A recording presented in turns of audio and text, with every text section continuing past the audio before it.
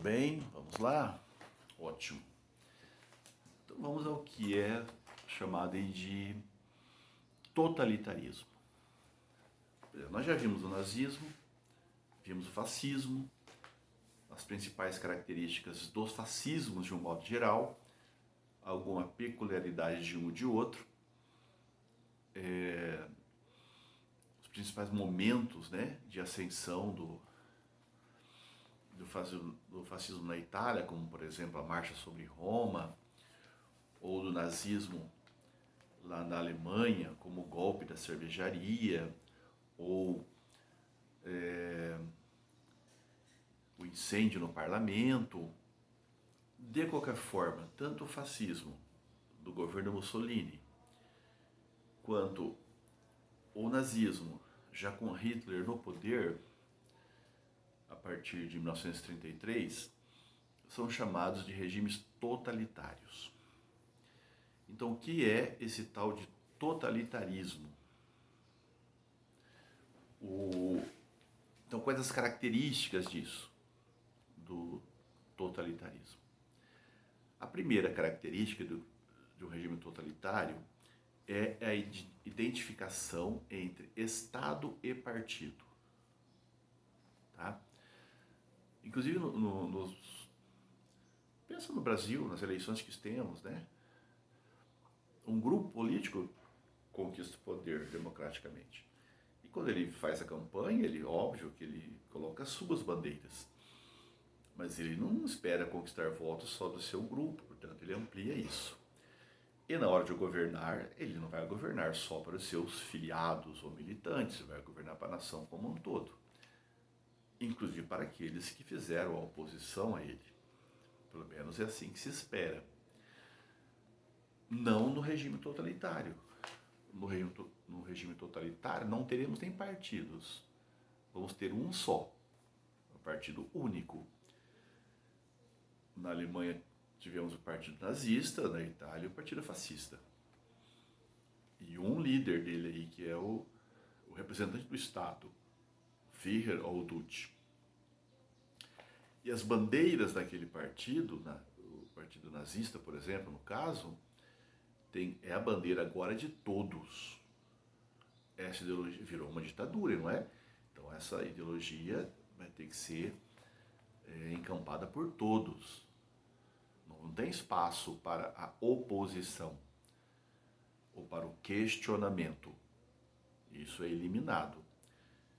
Inclusive as pessoas, né? Eliminado até fisicamente, não só no campo das ideias. Os objetivos, então, daquele grupo deixa de ser só do grupo, passa a ser da nação como um todo. Tá? É só observar como que a gente lembra na época do nazismo muito mais da suástica como bandeira do que da bandeira da Alemanha.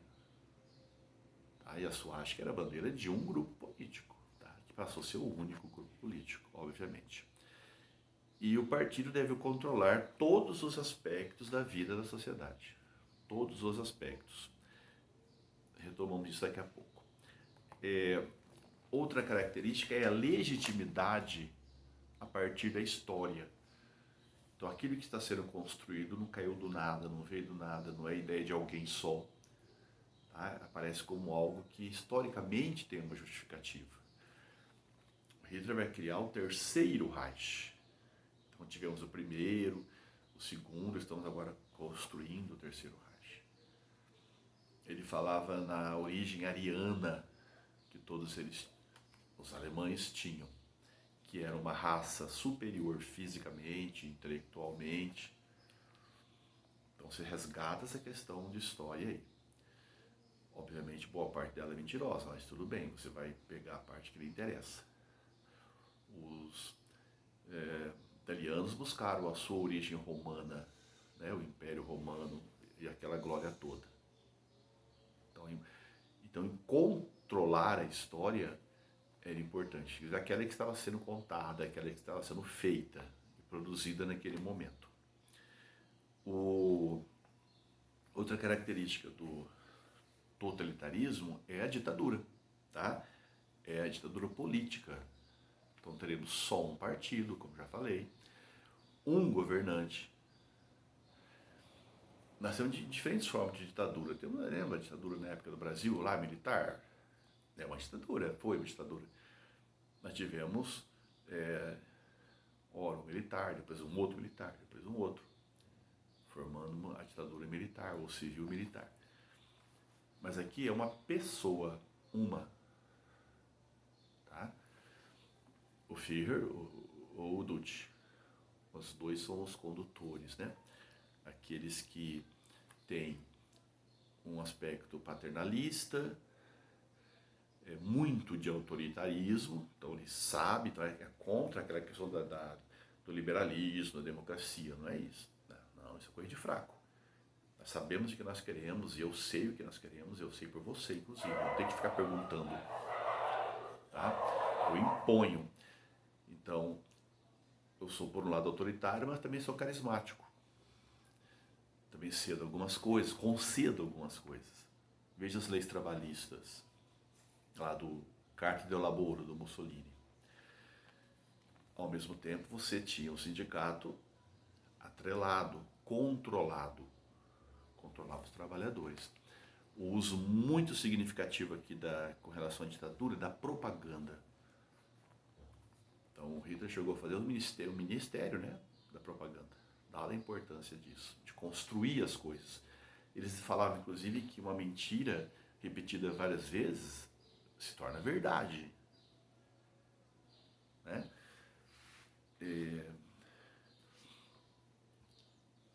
Essa propaganda vai fazer o que se chama de culto ao líder. O culto à personalidade, à pessoa. Porque ela é o Estado ali, naquele momento. Então, os governantes são, né, quase deuses. Né? Se fosse lá no mundo dos faraós, né, seria o Deus. Então, essa questão da personalidade. E existe também aqui, já nessa ditadura, uma militarização. Tanto que os governantes usam fardas, né? Eles vão fardados. E as principais polícias ali é que mandam. E aí você pega esses valores militares e transforma em valores para todos.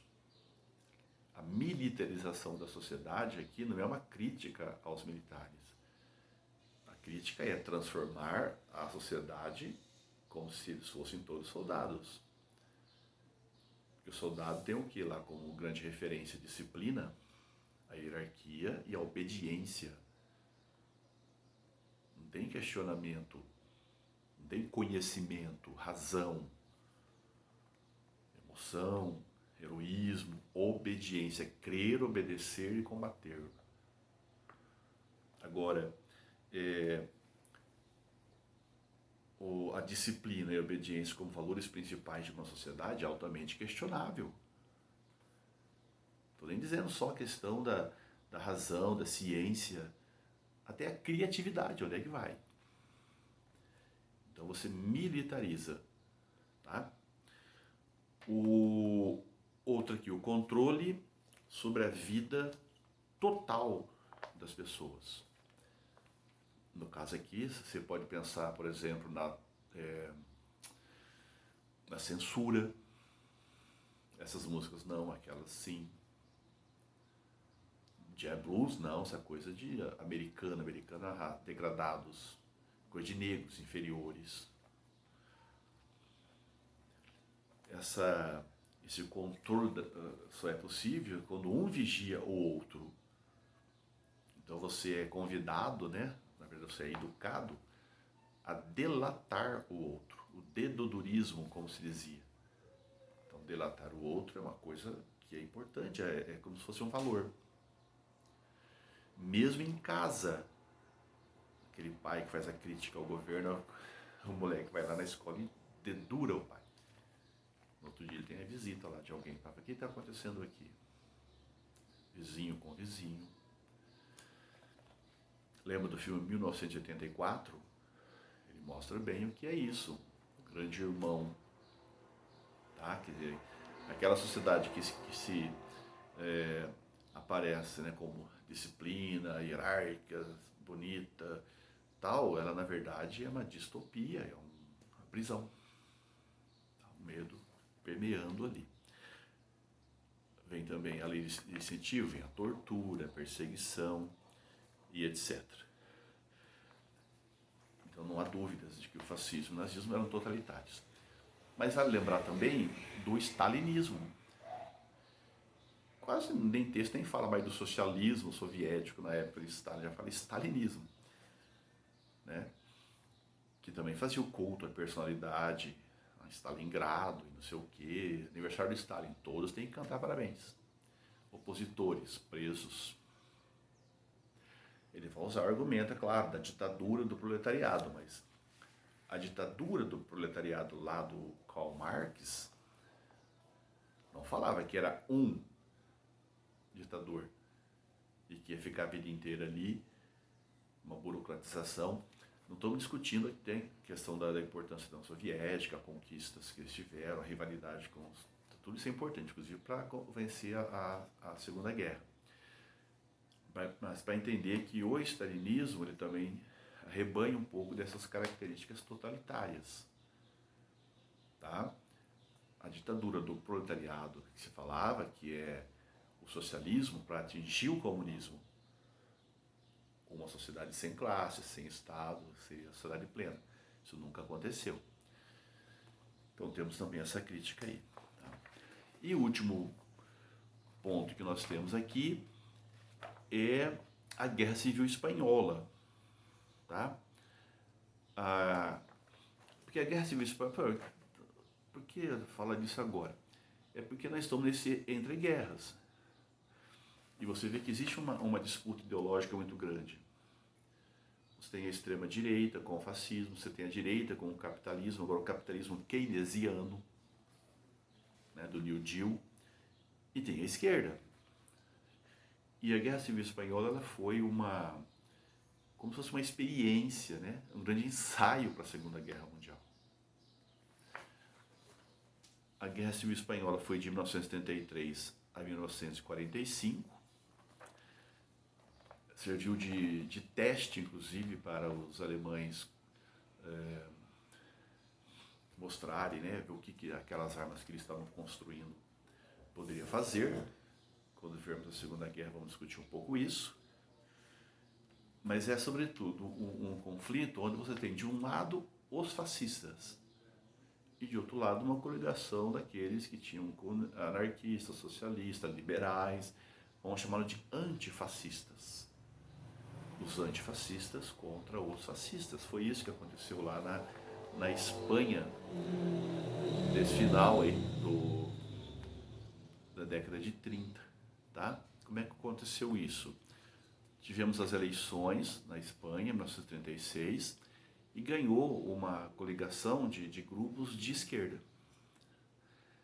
Veja, não foi uma revolução, foram eleições democraticamente eleitos. Esse grupo vai ser identificado pelo termo de republicanos. Você pode chamá-los também de antifascistas. O grupo que perde, que era o partido da Falange, também chamados nacionalistas, aquele nacionalismo que nós já vimos, xenofóbico, lá do fascismo. Tá? Esse grupo que perde as eleições para a frente republicana não aceita a derrota. Planeja e organiza um golpe, com apoio de setores da igreja, inclusive, sobretudo com os militares à frente. E esse golpe vira uma guerra, mesmo uma guerra civil. Então, Guerra Civil Espanhola, guerra entre os próprios espanhóis, a partir da não aceitação da derrota desse grupo de extrema-direita, o grupo dos fascistas. A frente republicana, já falei, né? Tem lá liberais, socialistas, mas a maior parte eram socialistas e comunistas, portanto, antifascistas. O líder principal desse movimento, desse golpe, né, tentado, que virou uma guerra civil, era o general Franco. General Franco. A Guerra Civil Espanhola ganhou contornos internacionais. Então, apesar de ser uma guerra civil, ela repercutiu internacionalmente. A Rússia, passando um avião aqui agora, a Rússia, que no caso a União Soviética, vai apoiar os republicanos, mas um apoio bem... podia ser muito maior do que foi, mas foi o único que os republicanos tiveram. Você imagina então que os democratas ingleses, os franceses, os norte-americanos que falavam aqui democracia e tudo mais, eles não foram defender a democracia. Eles ficaram, não, vamos ficar neutros aqui, não vamos entrar nessa. Né? Quem foram voluntários.